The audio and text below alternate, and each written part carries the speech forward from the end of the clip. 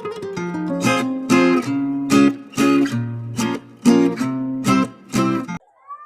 Nabi, saudara-saudara, ketahuilah, waktu saya pengen khotbah, Jibril turun. Kata malaikat Jibril, Muhammad, saya akan berdoa memohon 3 permintaan kepada Allah. Kamu aminkan doa saya. Logikanya, kalau malaikat Jibril yang doa, Nabi yang ngaminin, doanya tembus ke aras. Pertama, doa malaikat Jibril yang diaminkan baginda Nabi. Celakalah manusia yang dalam hitungan 1 tahun dia tidak pernah melakukan muhasabah, introspeksi, mengenang kesalahan dan dosa yang dia perbuat. Dia tidak mohon ampun kepada Allah Subhanahu wa Ta'ala. Nabi nyautin, amin. Ikuti kesalahan itu dengan istighfar dan memperbanyak amal ibadah. 1. Celaka orang yang dalam 1 tahun dia tidak pernah mengingat kesalahan dan dosa, lalu tidak mohon ampun kepada Allah Subhanahu wa Ta'ala. Yang kedua, malaikat Jibril berdoa, celakalah manusia yang ketika namamu Muhammad disebut, tapi mereka tidak baca sholawat kepada dirimu. Nabi ngucapin amin. Celakalah orang yang ketika nama Nabi Muhammad disebut, tapi dia tidak mau baca sholawat. Semua kita kelak di akhirat nanti akan minta syafaat dari Nabi Muhammad Sallallahu Alaihi Wasallam. Bagaimana mungkin kita mendapat syafaat dari baginda Nabi waktu hidup disasak panjang, ketika Nabi Muhammad disebut dia tidak mau membaca sholawat kepada diri baginda Nabi. Hei, tibang baca sholawat jangan medit. Hei, medit ngerti medit? Pelit. Pelit tahu pelit? Koret. Koret paham koret. Buntut gasiran. Kata Nabi begini, al-bakhil, orang yang medit, man iza zukirtu lam yusolli alayya. Orang pelit itu ketika nama aku disebutkan, dia tidak pernah mau baca sholawat kepada diriku. Bagaimana mungkin kita mendapat syafaat baginda Nabi di akhirat nanti kalau nama beliau tidak kita bacakan sholawat ketika disebut? Diriwayatkan Bapak Ibu Saudara-saudara, di akhirat nanti ketika semua kita dibangkitkan, amal perbuatan kita ditimbang.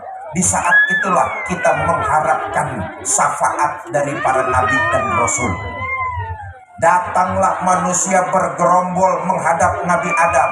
Adam, tuankan bapaknya manusia, sekarang kami sedang dihisab, berikan kami syafaat. Kata Nabi Adam, maaf mas, saya nggak bisa.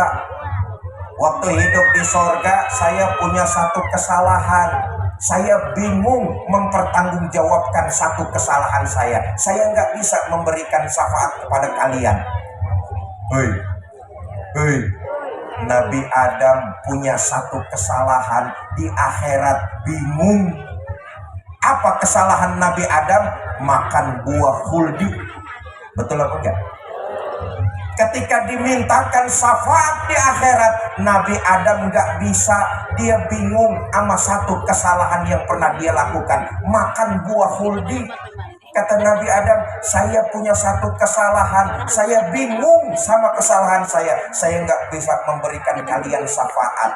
Ya Allah, Nabi Adam bikin 1 kesalahan aja, di akhirat bingung. Nabi Adam bikin 1 kesalahan, di akhirat bingung. Kita sehari semalam bikin kesalahan 7 keranjang.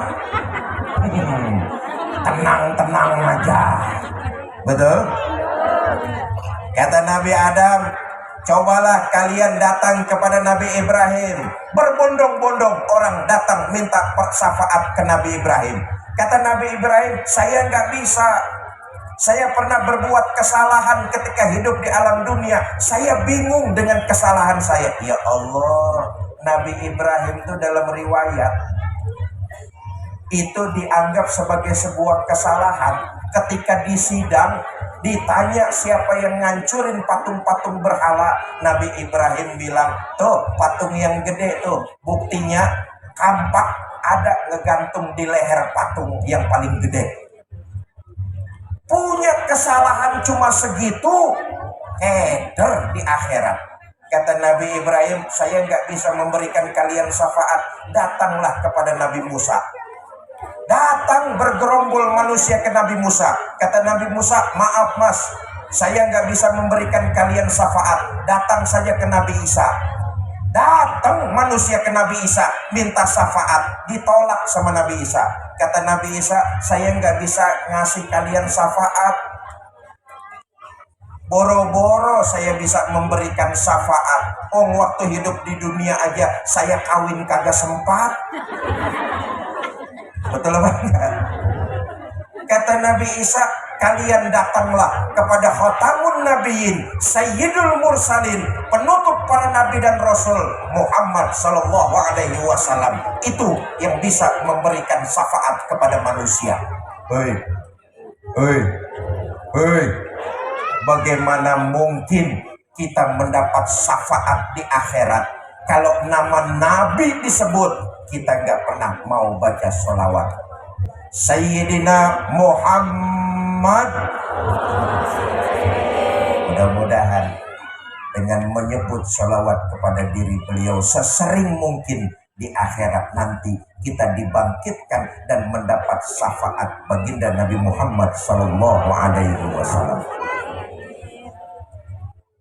Kita nih hutang jasa teramat besar kepada baginda Nabi. Alam raya dan seluruh isinya diciptakan karena baginda Nabi. Satu riwayat bahkan menceritakan begini, Bu,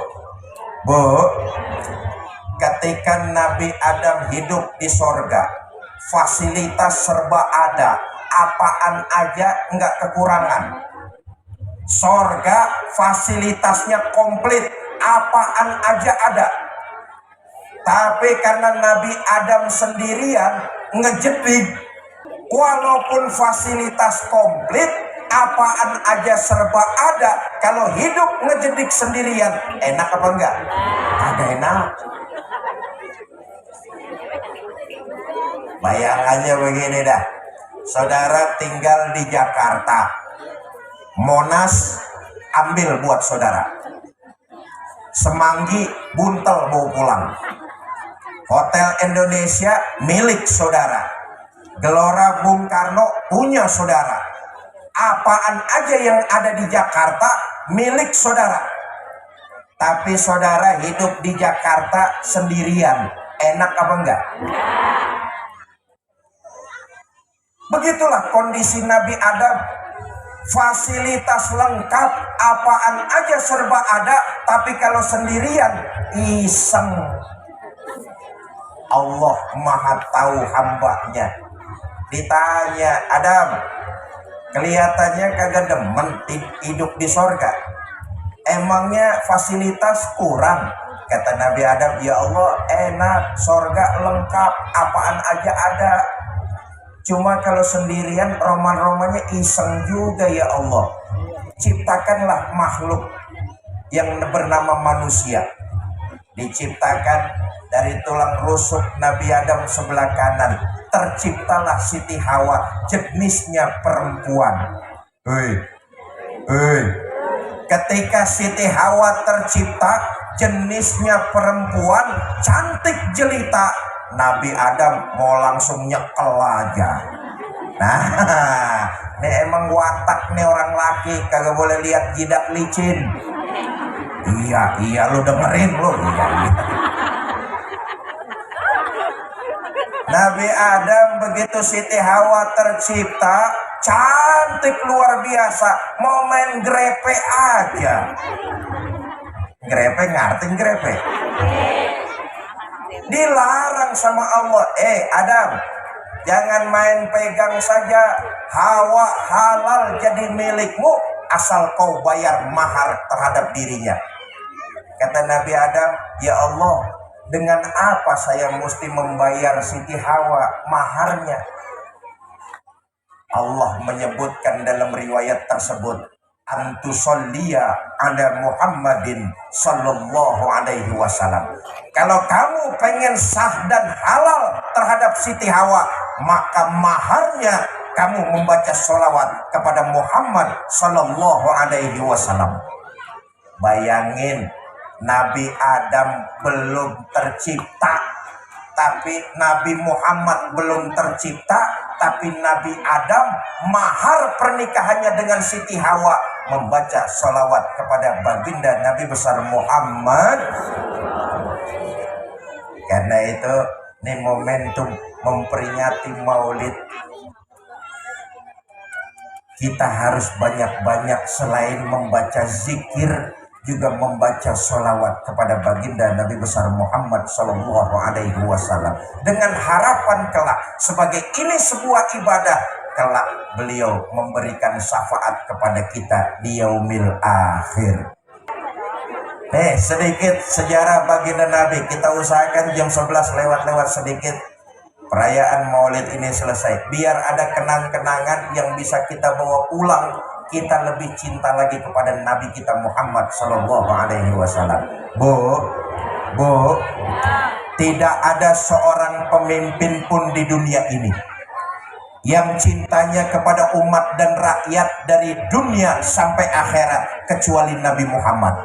Nabi enggak, dari dunia sampai akhirat beliau cinta kepada kita. Apa buktinya? Ini oleh-oleh yang kita bawa pulang. Kita renungkan kecintaan Nabi kepada kita, nggak perlu kita ragukan lagi. Pertama, untuk ukuran hidup orang Sasak Panjang. Ini kampung apa kita namanya? Kampung Pulo. Sasak Panjang Pulo. Untuk ukuran hidup Sasak Panjang Pulo, Nabi itu hidupnya sederhana, rumahnya kecil, tidurnya di atas pelepah daun korma, kadang-kadang sampai berbekas di pipinya yang mulia. Allahumma sholli wa sallim mubarak. Penghulu para nabi dan rasul, pemimpin segala macam pemimpin, tidur geletak di rumahnya beralaskan daun korma sampai berbekas di pipinya yang mulia.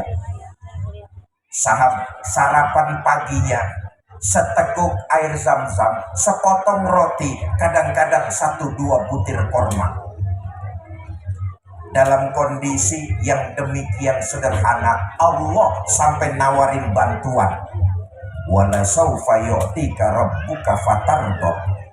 Muhammad, ngomong aja mau apa, aku berikan, asal bisa membuat hati kamu senang. Mau apa Muhammad? Ngomong. Kamu pengen harta yang banyak? Ngomong. Mau jabatan yang tinggi? Ngomong. Mau pangkat yang luas? Ya lu terusin aja. Mau apa Muhammad? Ngomong aja, aku berikan, asal bisa membuat hati kamu senang. Dapat tawaran begini dari Allah, apa jawab baginda Nabi? Izan ya Rabb, la arda wa wahidun min ummati finnar. Ya Allah, apa artinya harta, pangkat, dan jabatan? Itu tidak mampu menyenangkan hati saya selama masih ada satu saja umat saya yang ketinggalan masuk neraka.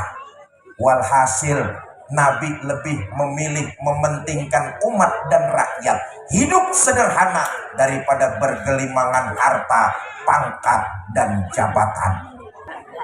Satu, bukti kecintaan Nabi kepada kita itu. Ini bahan renungan buat kita. Supaya mulai hari ini dan seterusnya, kita lebih cinta lagi kepada Nabi Muhammad SAW. Yang kedua, bukti cinta Nabi. Tanggal dan harinya sama, 12 Rabiul Awal. Sepakat para ulama itu juga tanggal dan hari di mana Nabi kita wafat.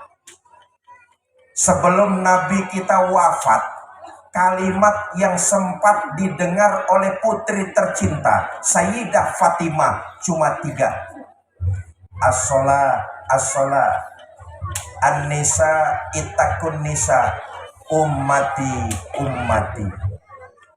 As-sholah, as-sholah, sholat, dirikan sholat, sholat, tegakkan sholat.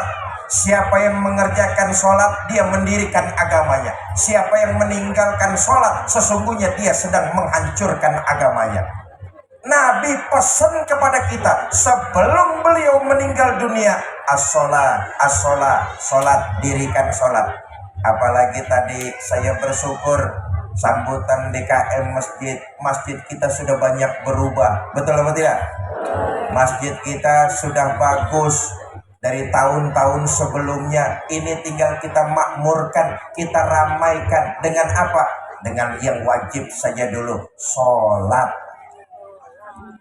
Yang kedua, Nabi pesan an-nisa, ittaqun nisa, wanita lindungi, hormati, muliakan kaum wanita. Yang ketiga, kalimat yang Nabi ucapkan, ummati, ummati. Ayo lihat, sebagai seorang suami di akhir hayat, Nabi nggak manggilin nama bininya. Sebagai seorang bapak di akhir hayat, Nabi nggak manggilin anak semata wayangnya. Sebagai seorang kakek di akhir hayat, Nabi nggak manggilin nama cucunya Sayyidina Hasan dan Husain. Tapi di akhir hayat, yang Nabi panggil keluar dari bibir mulia beliau, ummati, ummati. Kita semua umat baginda Nabi besar Muhammad. Luar biasa, tidak perlu kita ragukan kecintaan Nabi kepada kita. Bahkan dalam riwayat lain diceritakan, bahkan dalam riwayat lain dijelaskan, nanti setiap kita masing-masing berjembat di atas Shirathul Mustaqim, baginda Nabi berdiri di tepian, mengangkat kedua belah tangan, munajat kepada Allah dengan doa, Allahumma sallim, sallim, ya Allah, selamatkan umatku yang sedang berjembat, selamatkan mereka sampai ke tujuannya ya Allah. Allahumma salli wa sallim wa barik alaihi. Yang kedua, ketika nama Nabi disebut, celakalah manusia yang tidak mau baca sholawat kepada dirimu. Nabi mengucap amin.